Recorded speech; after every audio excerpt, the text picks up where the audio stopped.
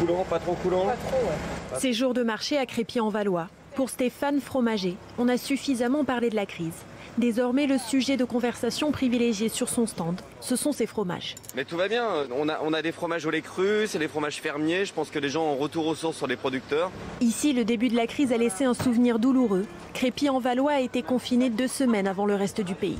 J'ai jamais été plus traumatisée que ça. C'est vrai que mon fils est au collège qui a été fermé le premier, qui a été touché le premier avec un des professeurs décédés. Durant le confinement, ce marché était finalement l'une des seules possibilités de sortie pour les habitants. La seule chose qui pouvait faire sortir les gens de chez eux, c'était de signer un papier pour dire je vais aller faire mes courses sur le marché.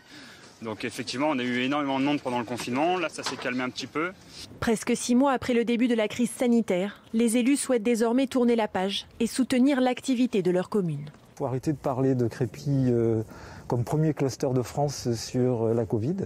C'est aussi une très très belle petite ville de province à peine 50 km de Paris. Les chiffres montrent désormais un léger rebond de l'épidémie dans l'Oise. Quelques communes prennent de nouvelles mesures, comme Creil, qui rend le port du masque obligatoire à l'extérieur.